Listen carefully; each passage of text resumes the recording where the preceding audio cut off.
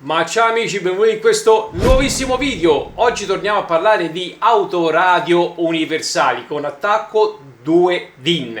Un autoradio con display da 9 pollici con risoluzione HD, modulo Wi-Fi, modulo GPS, possibilità di poter sfruttare i nostri sistemi operativi Android Auto ed Apple CarPlay in modalità sia cablata che wireless, sistema operativo Android, quindi possiamo andare a scaricare ed installare le applicazioni dal Play Store, da Aptoide e quant'altro, 2 GB di RAM e 32 di ROM, processore quad core da 1.2 GHz 32 bit, insomma ha tantissime cosette interessanti, ha una sorta anche di DSP, non è un DSP, è un equalizzatore, acquistato ovviamente su AliExpress al costo di 42 euro. Andiamo a vedere le caratteristiche di questo autoradio, se vale effettivamente la pena spendere 42 euro per acquistare un autoradio economico. Vi ricordo poi che qua sotto nella descrizione del video trovate tutti i link di riferimento per andarvi a vedere le caratteristiche complete di questo prodotto. Dimenticavo una cosa molto importante, ragazzi, oggi andremo a vedere anche questi adattatori con connettore ISO per installare correttamente questi autoradio, che sia 9 pollici, 7 pollici o che sia un Dasite addirittura, 20 pin, 16 pin o doppio connettore. E siamo a posto. Ora andiamo a spacchettare questo autoradio. Sigla!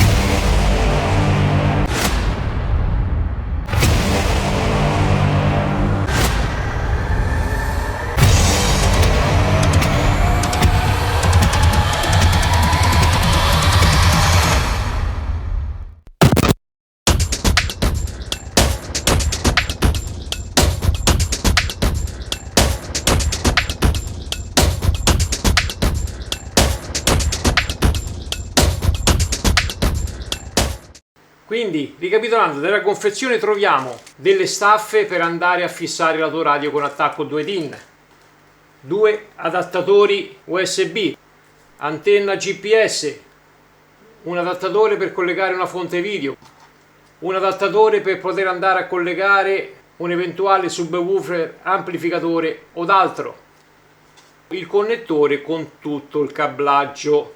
E questo è il nostro autoradio con display da 9 pollici, e devo dire che non è realizzato affatto male, ragazzi. Vedete, qui abbiamo i tasti touch per accendere e spegnere il display o il dispositivo, tasto home, freccetta per tornare indietro e i tasti del bilanciamento del volume, la fessura per poter ripristinare il dispositivo e il microfono integrato. Arrivati a questo punto andiamo a collegare tutti gli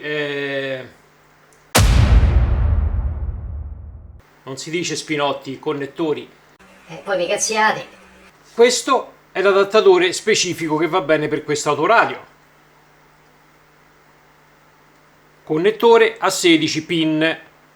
Sul connettore ci sono anche K1, K2, questi sono i cavetti per poter andare a recuperare i comandi al volante della vostra autovettura. Poi c'è ovviamente da configurarli nell'autoradio. Andiamo in ordine.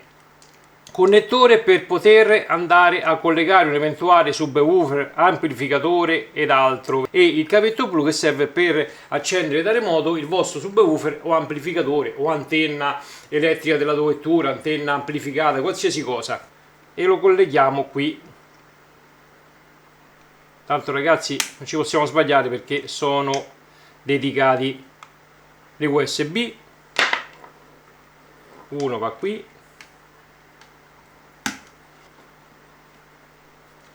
ok, e qui va collegata l'antenna GPS e l'antenna AM/FM che ho già posizionato.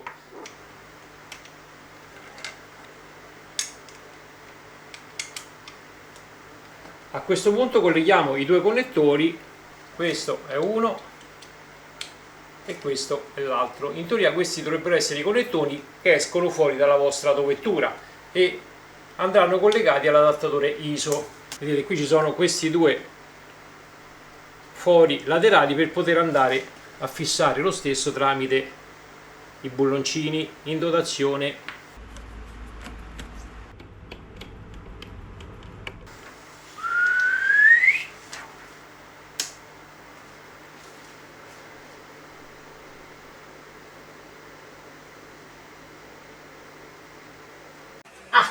Per un attimo mi sono spaventato. Questa è la schermata principale dell'autoradio, ma si possono cambiare le varie interfacce. Possiamo andare su tutte le applicazioni, da qui andiamo a cliccare su temi e questi sono tutti i temi che possiamo andare ad applicare, tutti i temi gratuiti.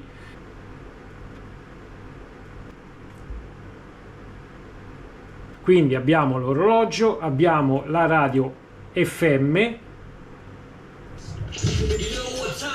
Sono le 17:17 secondi. Buon Dimensione suono Roma.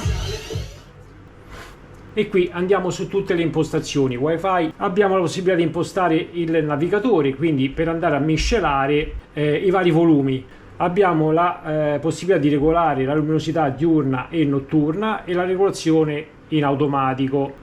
Abbiamo la possibilità di andare a inserire le linee di riferimento, questo è per quanto riguarda se andiamo a collegare una retrocamera, la data, ora e giorno. E qui ragazzi, come vi dicevo prima, abbiamo la possibilità di poter andare a collegare e quindi sfruttare i comandi volanti della vostra autovettura. Qui abbiamo impostazioni auto, proibisci video durante la guida, le varie lingue, queste sono tutte le lingue disponibili. Da qui si aggiunge una lingua e si trascina fino in alto per selezionarla, quindi renderla predefinita. Abbiamo il volume principale e il volume delle chiamate in Bluetooth che possiamo andare a regolare. Il ripristino delle impostazioni di fabbrica, le impostazioni di fabbrica che per entrare ci vuole un codice, versione di Android 11. Oh, ma ci staranno a piappare il culo questi? No! Versione Android 8.1.0. Il problema più grande non è questo, il problema più grande è che i 2 giga di RAM non ce la fanno. Anche se andiamo ad aprire per esempio YouTube, vedete, è molto lento. Del tergicristallo del parabrezza anteriore della nostra Nissan Qashqai G11. Netflix.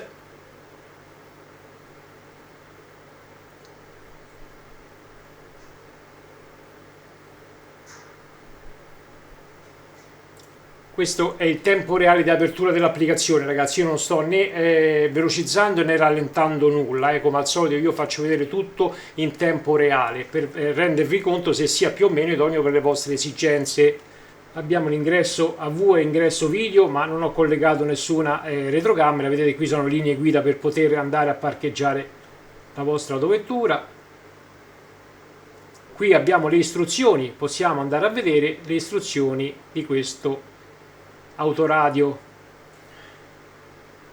I file, da qui andiamo a esplorare un eventuale pen drive all'interno della presa USB o comunque i file che sono all'interno dell'autoradio. Abbiamo il Bluetooth, contatti, registro delle chiamate, associazione del Bluetooth.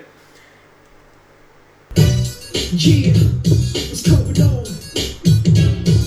2006, Robert Dusty. Eccoci qua ragazzi, allora come vedete ho tirato fuori il pulsante questo qui di Z-Link per andare a collegare Android Auto ed Apple CarPlay al nostro smartphone, perché così posso sfruttare appieno il sistema Android. Vedete? Da qui si attiva Z-Link e da queste impostazioni andiamo a attivare quel pulsante che vi ho fatto vedere e da qui non faccio aprire le applicazioni in automatico. Da qui abbiamo tutte le applicazioni che possiamo andare a sfruttare, abbiamo anche WhatsApp, nessun nuovo messaggio, ok. Vediamo un attimo anche l'assistente se funziona. E chiama Samuele.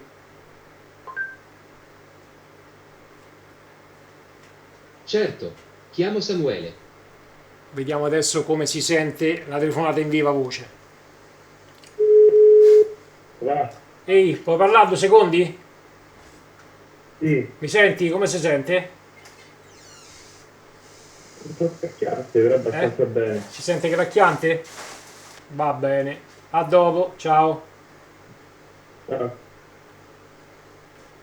Ricordiamoci che il sistema operativo Android Auto e Apple CarPlay funziona con il nostro telefono, ok? Quindi essendo all'interno del garage, diciamo che il segnale non è il top, quindi può essere leggermente disturbato, ma quello che vado a vedere io è la qualità del microfono, quindi come si sente, se si sente bene o male. Diciamo che questo autoradio si sente discretamente. Android Auto è sempre più lento di Apple CarPlay. Anche in questo autoradio, ragazzi, vedete che comunque è un po' scattoso, lagga parecchio. Questo è sempre il problema dei 2 giga di RAM, che sono veramente pochini.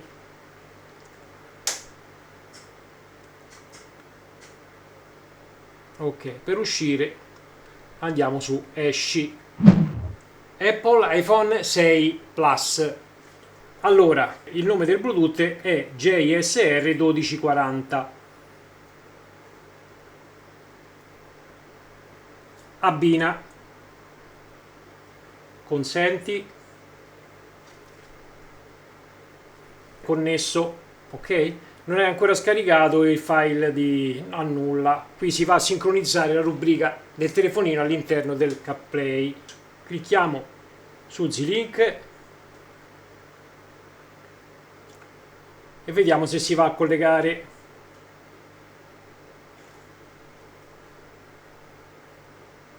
Non connettersi al Bluetooth. Ok. Quindi possiamo chiudere il nostro iPhone e questo è Apple CarPlay. A primo acchito già vedete, ragazzi, la differenza che c'è tra Android Auto ed Apple CarPlay. Molto, ma molto più veloce e più fluido. Vedete come apre subito l'applicazione Sigic. Vedete, l'apre molto ma molto rapidamente rispetto ad Android Auto. Spotify, Google Maps. Devo dire che non è male. Con CarPlay non è male. Da qui possiamo andare a vedere le telefonate recenti, contatti, tastierino, segreteria e quant'altro. Ehi, guidami a Roma. Ottengo le indicazioni per Roma.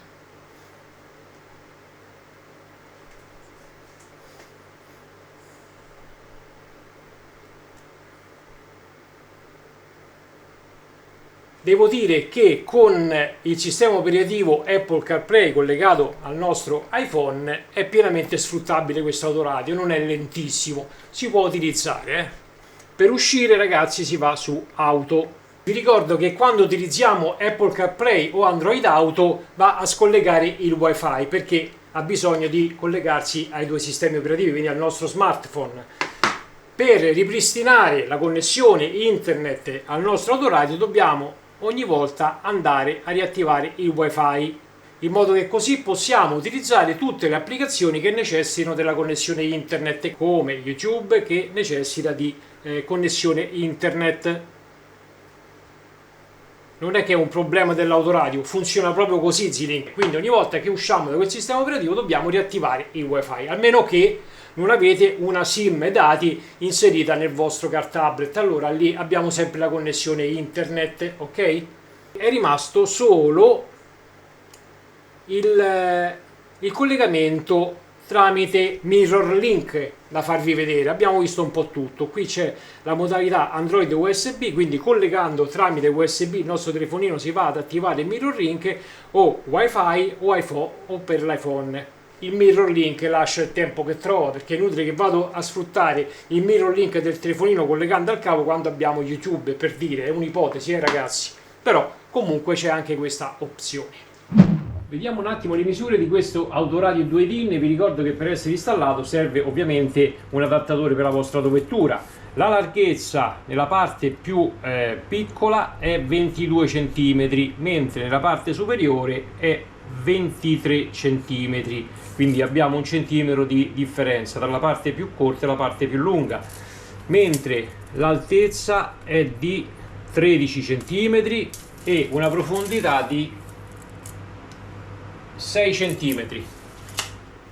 Bene amici, siamo giunti al termine di questa recensione. Abbiamo visto insieme le caratteristiche di questo autoradio economico. Cosa mi è piaciuto? Sicuramente il display. calcolando che parliamo di un autoradio economico, questo display da 9 pollici con matrice IPS risoluzione 1024x600 si vede veramente bene. 2. Mi è piaciuto il fatto che possiamo andare a cambiare i temi all'interfaccia, cosa che non hanno neanche autoradio più costosi. 3. È che possiamo installare le applicazioni in quanto ha un sistema operativo Android, anche se molto ma molto datato. Cosa non mi è piaciuto? Non mi è piaciuto il fatto che ha solo 2 GB di RAM. Per il resto avete visto funziona tutto, ha bisogno dei suoi tempi. Se pensate che sia idoneo per le vostre esigenze, qua sotto vi lascio i link in descrizione per andarvi a vedere sia le info complete del prodotto e per chi vorrà acquistarlo. Se il video vi è tornato utile o vi è piaciuto, lasciate un bel mi piace, grazie di cuore come sempre e noi ci vediamo in una delle prossime recensioni. Un bacione da Francesco, ciao!